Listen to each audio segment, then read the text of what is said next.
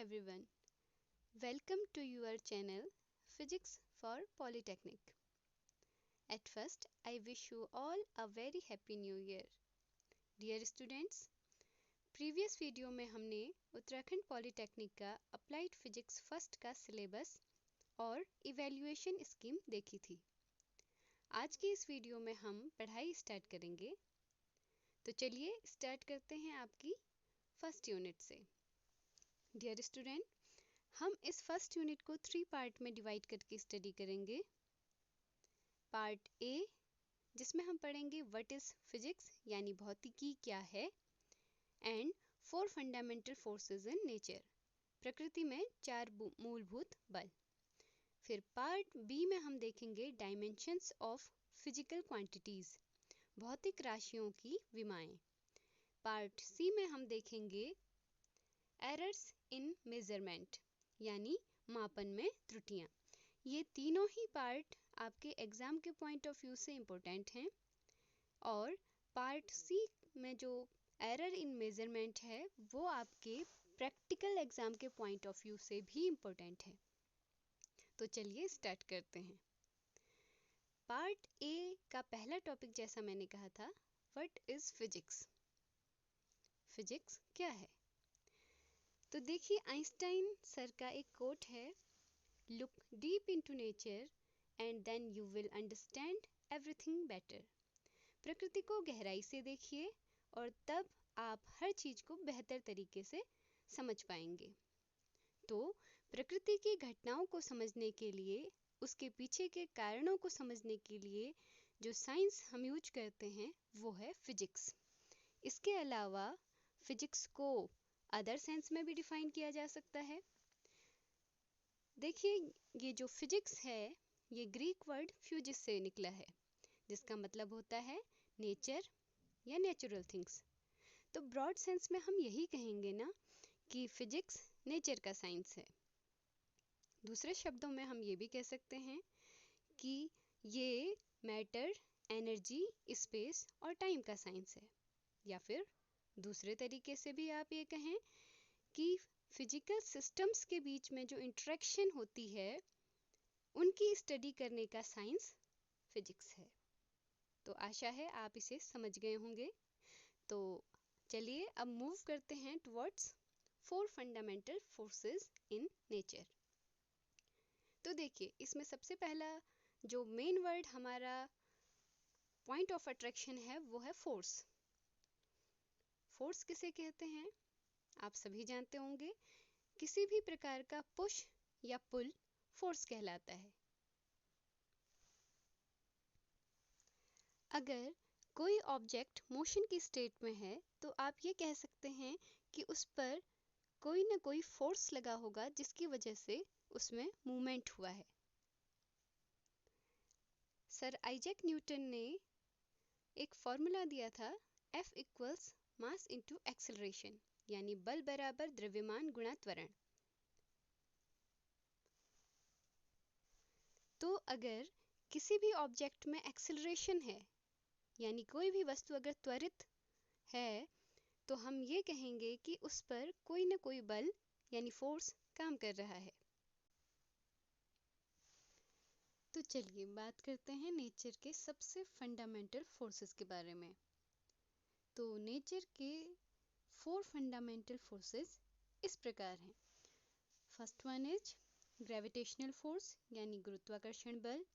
Second one is electromagnetic force यानी विद्युत चुंबकीय बल। Third one is strong nuclear force, या इसे सिंपली स्ट्रॉन्ग फोर्स भी कहते हैं, अर्थात प्रबल नाभिकीय बल। Fourth one is weak nuclear force या फिर वीक फोर्स, दुर्बल नाभिकीय बल। तो चलिए वन बाय वन इनको स्टडी करते हैं। तो first one is gravitational force. तो ग्रेविटेशनल फोर्स है क्या? देखिए, all objects having mass attract each other with force known as gravitational force, यानी सारी वस्तुएं जिनके पास द्रव्यमान होता है वे एक दूसरे को जिस बल से आकर्षित करती हैं उसे गुरुत्वाकर्षण बल कहा जाता है। अब सपोज एक टेबल पर एक पेन और एक बुक रखी है, तो क्या उनके बीच ग्रेविटेशनल फोर्स वर्क करता है? तो उसका आंसर है यस। परंतु ये फोर्स बहुत ही कम होगा क्योंकि इन ऑब्जेक्ट का मास बहुत कम है। अगर आपने न्यूटन का गुरुत्वाकर्षण नियम पढ़ा है तो आप ये जानते होंगे कि दो वस्तुओं के बीच गुरुत्वाकर्षण बल उनके द्रव्यमानों के गुणनफल के अनुक्रमानुपाती और उनके बीच की दूरी के वर्ग के व्युत्क्रमानुपाती होता है। यानी अगर एक ऑब्जेक्ट का मास m1 है और दूसरे का m2 है और उनके बीच की दूरी स्मॉल d है, तब उनके बीच लगने वाला ग्रेविटेशनल फोर्स होगा F equals capital G m1 into m2 upon d square, जहाँ पर कैपिटल G है आपका गुरुत्वाकर्षण नियतांक। अब जो ये कैपिटल G है गुरुत्वाकर्षण नियतांक, इसे आप यूनिवर्सल कांस्टेंट भी कहते हैं। इसकी वैल्यू फिक्स होती है। इसकी वैल्यू होती है 6.67 into 10 to the power -11 newton into metre square पर किलोग्राम स्क्वायर। तो मेनली ग्रेविटेशनल फोर्स डिपेंड करता है ऑब्जेक्ट के मासेस और उनके बीच की डिस्टेंस पर। अगर आपको ग्रेविटेशनल फोर्स का काउंटेबल इफेक्ट देखना हो तो ये आपको एस्ट्रोनॉमिकल ऑब्जेक्ट्स के बीच देखने को मिल सकता है, क्योंकि उन ऑब्जेक्ट्स के मासेस और डिस्टेंसेस बहुत बड़ी होती हैं। जैसे ये फोर्स आपको अर्थ और सन के बीच में देखने को मिल जाएगा। यही बल है जिसके कारण या जिसके प्रभाव से पृथ्वी सूर्य के चारों ओर अपनी कक्षा में चक्कर लगाती है। पृथ्वी को सूर्य के चारों ओर घूमने के लिए जो आवश्यक अभिकेंद्र बल यानी सेंट्रिपिटल फोर्स चाहिए होता है, वो उसे इसी गुरुत्वाकर्षण बल से प्राप्त होता है। अब बात कर लेते हैं ग्रेविटेशनल फोर्सेस के कैरेक्टरिस्टिक्स की। तो देखिए, ये ग्रेविटेशनल फोर्स यानी गुरुत्वाकर्षण बल एक इनफाइनाइट रेंज का फोर्स है, यानी ये लंबी दूरियों तक कार्य कर सकता है। दूसरे कैरेक्टरिस्टिक की बात करें तो जो 4 फंडामेंटल फोर्सेस हैं उनमें से ये सबसे कमजोर बल है, यानी वीकेस्ट फोर्स है। तो चलिए अब नेक्स्ट फोर्स की ओर मूव करते हैं, that is your electromagnetic force. So what is electromagnetic force? The electromagnetic force is a type of physical interaction that occurs between electrically charged particles. यानी वैद्युत चुंबकीय बल एक तरह की फिजिकल इंटरेक्शन है जो तब अकर करती है जब आपके पास इलेक्ट्रिकली चार्ज्ड पार्टिकल्स होते हैं। इलेक्ट्रोमैग्नेटिक फोर्स को देखने के लिए हमें पहले चार्जेज को देखना होगा। सपोज आपके पास एक पॉजिटिव चार्ज है और एक नेगेटिव चार्ज है, तो आपको पता है कि दोनों एक दूसरे को अट्रैक्ट करेंगे, और अगर दोनों चार्जेस सेम हो यानी दोनों पॉजिटिव हों या फिर दोनों नेगेटिव हों तो दोनों एक दूसरे को रिपेल करेंगे। इस फोर्स को कहा जाता है इलेक्ट्रिक फोर्स। इस फोर्स को आप कूलॉम के नियम से जान सकते हैं, जिसके according capital F equals capital K Q1 into Q2 upon R square. यानी कि इलेक्ट्रिक फोर्स ऐसा फोर्स है जो दोनों चार्जेस के मल्टीप्लिकेशन पर डिपेंड करता है और उनके बीच की दूरी के वर्ग के व्युत्क्रमानुपाती होता है।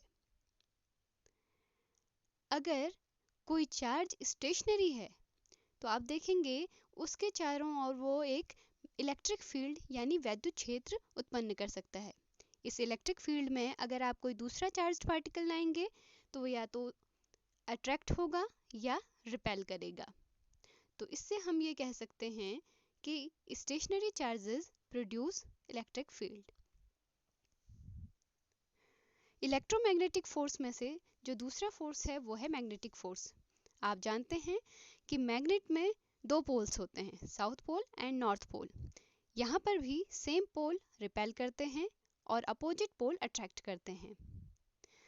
देखिए, एक मैग्नेट अपने चारों ओर मैग्नेटिक फील्ड क्रिएट करने में कैपेबल होता है।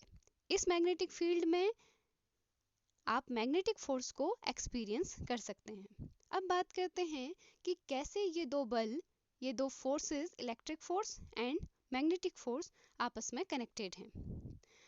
साइंटिस्ट ओस्टर ने अपने एक्सपेरिमेंट में बताया था कि एक करंट कैरिंग वायर यानी एक तार में अगर एक करंट फ्लो कर रही है तो वो अपने चारों ओर एक मैग्नेटिक फील्ड प्रोड्यूस कर सकता है। उसके बाद साइंटिस्ट एम्पियर ने ये बताया कि एक वेरिंग इलेक्ट्रिक फील्ड यानी एक बदलता हुआ वैद्युत क्षेत्र अपने चारों ओर मैग्नेटिक फील्ड प्रोड्यूस कर सकता है। साथ ही इसका अपोजिट भी ट्रू होता है, जिसे प्रूफ किया था माइकल फैराडे ने। साइंटिस्ट माइकल फैराडे ने कहा था कि एक वेरिंग मैग्नेटिक फील्ड यानी एक बदलता हुआ चुंबकीय क्षेत्र अपने चारों ओर इलेक्ट्रिक फील्ड प्रोड्यूस कर सकता है। तो हम इस चीज को कंबाइनली देखते हैं। अगर चार्ज स्टेशनरी है तो वो अपने चारों ओर केवल इलेक्ट्रिक फील्ड यानी वैद्युत क्षेत्र उत्पन्न करेगा, लेकिन अगर आपके पास मूविंग चार्ज है यानी चार्ज मूव कर रहा है तो वो अपने चारों ओर इलेक्ट्रिक फील्ड और मैग्नेटिक फील्ड दोनों प्रोड्यूस करने में कैपेबल है। इन दोनों फोर्सेस को यूनिफाइड करने का काम किया था जेम्स क्लार्क मैक्सवेल ने। साइंटिस्ट मैक्सवेल ने कहा कि ये दोनों फोर्स आपस में कनेक्टेड हैं और उन्हें अपनी इक्वेशंस के जरिए बताया। तो ये फोर्स आपको कहाँ-कहाँ देखने को मिलेगा? तो जहाँ पर भी चार्जेस की बात करते हैं वहाँ पर हम इसको देख सकते हैं। देखिए, अगर ह्यूमन स्केल पर बात करें तो किसी भी ऑब्जेक्ट के एटम्स को आपस में बांधे रखने का काम करता है ये फोर्स। और अगर बात करें एटम की तो ये फोर्स इलेक्ट्रॉन को न्यूक्लियस से भी बांधे रखने का काम करता है। अगर आप एक मैग्नेट को सेफ्टी पिन के पास ले जाते हैं तो आपको पता है कि सेफ्टी पिन उसमें चिपक जाती है और अर्थ का ग्रेविटेशनल फोर्स भी उसे गिरा नहीं पाता है। तो यहाँ पर से ये प्रूफ होता है कि electromagnetic force is more powerful than gravitational force. तो चलिए अब बात कर लेते हैं इस इलेक्ट्रोमैग्नेटिक फोर्स की कैरेक्टरिस्टिक की।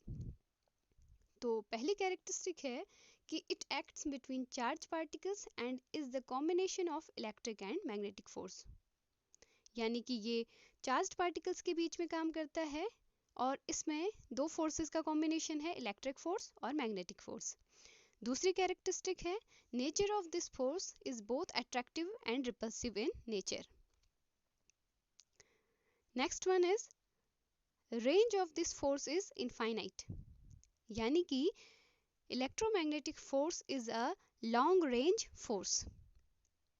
नेक्स्ट कैरेक्टरिस्टिक पर चलते हैं तो it is 10 to the power 38 times stronger than gravitational force। ये ग्रेविटेशनल फोर्स से 10 to the power 38 times ज़्यादा पावरफुल है। Last characteristic, it governs the structure of atoms and molecule. Atoms और मॉलिक्यूल के स्ट्रक्चर के लिए जो जिम्मेदार फोर्स है वो है इलेक्ट्रोमैग्नेटिक फोर्स। तो चलिए अब बात करते हैं नेक्स्ट फंडामेंटल फोर्स यानी स्ट्रॉन्ग न्यूक्लियर फोर्स की। हिंदी में इसे कहते हैं प्रबल नाभिकीय बल। आप सभी को ये पता है कि परमाणु के सेंटर में नाभिक यानी न्यूक्लियस होता है, जिसमें न्यूक्लियॉन्स रहते हैं यानी प्रोटॉन और न्यूट्रॉन। प्रोटॉन होते हैं पॉजिटिवली चार्ज्ड और न्यूट्रॉन आपके होते हैं उदासीन यानी न्यूट्रल। आप सभी को ये पता है कि सेम चार्जेज एक दूसरे को रिपेल करते हैं। तो देखिए, प्रोटॉन्स पॉजिटिवली चार्ज्ड हैं तो इन्हें एक दूसरे को रिपेल करना चाहिए। अगर ये एक दूसरे को रिपेल करते तो न्यूक्लियस का कोई एग्जिस्टेंस ही नहीं होना चाहिए, लेकिन ऐसा नहीं होता है। तो इसका मतलब ये है कि ऑब्वियसली न्यूक्लियस के अंदर रहने वाले प्रोटॉन्स के बीच में एक फोर्स वर्क करता होगा जो इन प्रोटॉन्स को आपस में बांधे रखने का काम करता है, और इसी फोर्स को हम नाम देते हैं स्ट्रॉन्ग न्यूक्लियर फोर्स। तो स्ट्रॉन्ग न्यूक्लियर फोर्स आपका न्यूक्लियस की रेंज में वर्क करता है। तो अब बात कर लेते हैं इस फोर्स की कैरेक्टरिस्टिक की। तो स्ट्रॉन्ग न्यूक्लियर फोर्स जो है ये आपका शॉर्ट रेंज फोर्स यानी एक कम दूरी का बल है। ये केवल नाभिक के ही भीतर कार्य करता है और नाभिक यानी न्यूक्लियस का साइज होता है 1 फेम्टोमीटर या 1 फर्मी, जिसकी वैल्यू होती है 10⁻⁻15 मीटर। दूसरी कैरेक्टरिस्टिक की बात करें तो ये फोर्स नेचर में अट्रैक्टिव है। This is attractive force between two nucleons. Next characteristic पर चलें तो it is the strongest force in nature. जो 4 फंडामेंटल फोर्स है नेचर के, उनमें से सबसे ज़्यादा पावरफुल फोर्स है आपका स्ट्रॉन्ग न्यूक्लियर फोर्स। अभी हमने जो ग्रेविटेशनल फोर्स और इलेक्ट्रोमैग्नेटिक फोर्स देखा, तो आपने देखा कि इलेक्ट्रोमैग्नेटिक फोर्स ग्रेविटेशनल फोर्स से ज़्यादा पावरफुल है, लेकिन स्ट्रॉन्ग न्यूक्लियर फोर्स इस इलेक्ट्रोमैग्नेटिक फोर्स के कंपैरिजन में भी कहीं ज़्यादा स्ट्रॉन्गेस्ट फोर्स है। तो नेक्स्ट फंडामेंटल फोर्स है वीक न्यूक्लियर फोर्स, या केवल वीक फोर्स भी कह सकते हैं। हिंदी में इसे कहते हैं दुर्बल नाभिकीय बल। अब देखिए, इस फोर्स का नाम है तो वीक, लेकिन ये फोर्स ग्रेविटेशनल फोर्स की तुलना में कहीं ज़्यादा स्ट्रॉन्गर है। आप सभी ने रेडियो एक्टिव मटीरियल्स के बारे में सुना होगा। दरअसल भारी नाभिक वाले परमाणु यानी हैवी न्यूक्लियस वाले जो एटम्स होते हैं वो अनस्टेबल होते हैं। अनस्टेबल इसलिए क्योंकि उनके न्यूक्लियस में इलेक्ट्रोस्टैटिक फोर्स ऑफ रिपल्सन काम करने लग जाता है। तो स्टेबिलिटी के लिए हैवी न्यूक्लियस वाले एटम्स क्या करते हैं, कुछ न्यूक्लियस में से कुछ पार्टिकल्स को बाहर फेंकना शुरू करते हैं ताकि वो स्टेबिलिटी ऑक्यूपाई कर ले। यही कारण है कि रेडियो एक्टिव मटेरियल्स कुछ रेज को एमिट करते हैं, जैसे अल्फा रेज, बीटा रेज और गामा रेज। तो ये जो वीक इंटरेक्शन फोर्स देखा गया था, ये मेनली बीटा डीके की प्रोसेस में ऑब्जर्व किया गया था साइंटिस्ट द्वारा। देखिए, न्यूक्लियस जो है वो स्टेबिलिटी बनाए रखने के लिए प्रोटॉन और न्यूट्रॉन के नंबर को लगभग बराबर करने की कोशिश करता है। अगर कहीं पर प्रोटॉन की संख्या न्यूट्रॉन से ज़्यादा है तो ये प्रोटॉन को वीक फोर्स की मदद से न्यूट्रॉन में बदल देगा, जैसा कि बीटा पॉजिटिव डीके में होता है, और न्यूट्रॉन को भी वीक फोर्स की मदद से प्रोटॉन में बदला जा सकता है, जैसा कि हम बीटा नेगेटिव डीके में देखते हैं। बीटा नेगेटिव डीके की प्रोसेस में एक न्यूट्रॉन को प्रोटॉन में बदला जाता है। न्यूट्रॉन जब प्रोटॉन में बदलता है तो उसके साथ एक इलेक्ट्रॉन भी निकलता है और साथ ही इलेक्ट्रॉन एंटी न्यूट्रिनो भी निकलता है। तो वीक इंटरेक्शन जब भी बीटा डीके की प्रोसेस में होता है तो ये कुछ एलिमेंट्री पार्टिकल्स के द्वारा किया जाता है, जैसे W-, W+ और Z बोसॉन्स के द्वारा। तो अब बात करते हैं वीक न्यूक्लियर फोर्स की कैरेक्टरिस्टिक की। तो फर्स्ट कैरेक्टरिस्टिक है इट एक्ट्स ऑन सब atomic levels, that is it is a very short range force. तो जो आपका ये वीक न्यूक्लियर फोर्स है या वीक फोर्स है, वो एक बहुत कम दूरी का बल है, यानी ये बहुत शॉर्ट डिस्टेंस तक वर्क करता है। अप्रॉक्सीमेटली 10⁻⁻18 मीटर कह सकते हैं। सेकेंड कैरेक्टरिस्टिक है it is the force that converts proton into neutron and vice versa through beta decay. यही वो फोर्स है जो बीटा डीके की प्रोसेस के थ्रू प्रोटॉन को न्यूट्रॉन में या फिर न्यूट्रॉन को प्रोटॉन में कन्वर्ट करने में कैपेबल है। थर्ड कैरेक्टरिस्टिक देख लेते हैं। तो this force can be observed in radio active beta decay और nuclear fusion in the sun and in many more events. तो ये वीक न्यूक्लियर फोर्स आपको कहाँ देखने को मिल सकता है? रेडियो एक्टिव बीटा डीके की प्रोसेस में ये आपको देखने को मिलेगा। साथ ही जो स्टार्स हैं उनके अंदर जो न्यूक्लियर फ्यूजन की रिएक्शन होती है, या सन के अंदर जो न्यूक्लियर फ्यूजन की रिएक्शन होती है, वहाँ पर आपको ये फोर्स देखने को मिलेगा। इसके अलावा और भी कई घटनाएं हैं जहाँ पर वीक फोर्स देखने को मिल सकता है। अब चलिए इन 4 फंडामेंटल फोर्सेज को कलेक्टिवली देखते हैं। तो ग्रेविटेशनल फोर्स जो है वो आपका मास जिन भी पार्टिकल्स के पास होता है उनके बीच में काम करता है, यानी द्रव्यमान युक्त वस्तुओं के बीच कार्य करता है। और जो दुर्बल नाभिकीय बल यानी वीक न्यूक्लियर फोर्स है वो बीटा डीके जैसी प्रोसेस को गवर्न करता है। और इलेक्ट्रोमैग्नेटिक फोर्स आपका वैद्युत आवेशित कणों के मध्य कार्य करता है, यानी जो भी पार्टिकल्स इलेक्ट्रिकली चार्ज्ड होते हैं वहाँ पर आपको इलेक्ट्रोमैग्नेटिक फोर्स देखने को मिलेगा। और फोर्थ वन यानी कि स्ट्रॉन्ग न्यूक्लियर फोर्स प्रोटॉन और न्यूट्रॉन यानी न्यूक्लियॉन्स को न्यूक्लियस के अंदर बांधे रखने का काम करता है।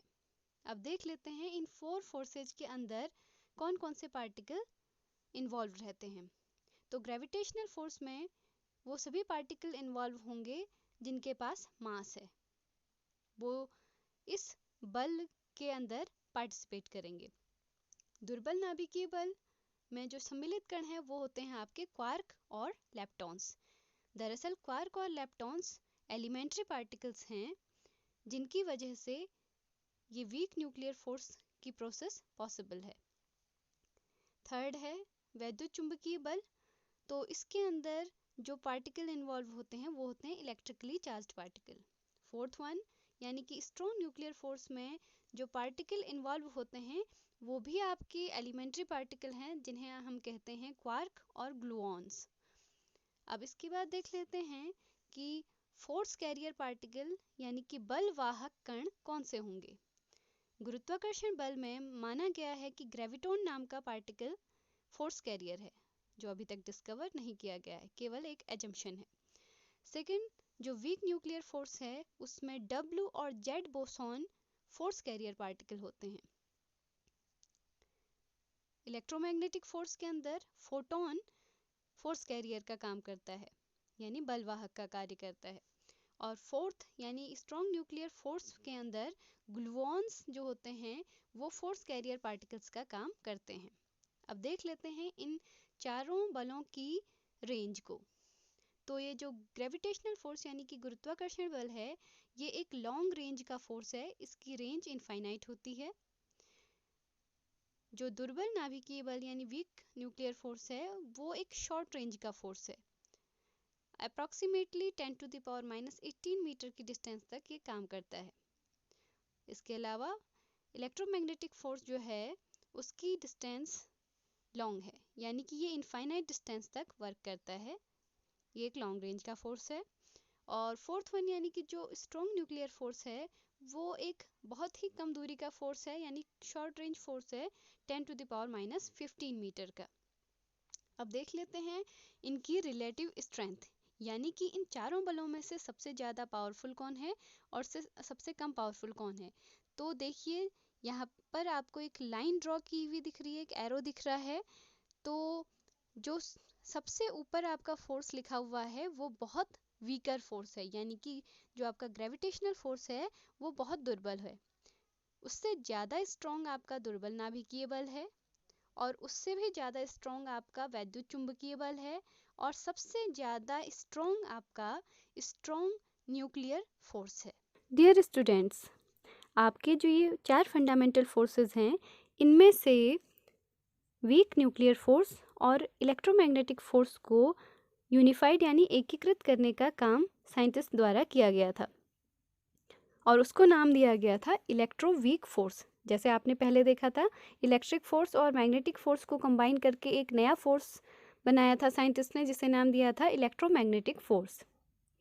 इसके अलावा बाद में साइंटिस्ट ने एक ग्रैंड यूनिफाइड थ्योरी दी जिसके अंदर ये नीचे लिखे हुए 3 बलों को एकीकृत करने का काम किया गया, यानी वीक फोर्स, इलेक्ट्रोमैग्नेटिक फोर्स और स्ट्रॉन्ग न्यूक्लियर फोर्स को।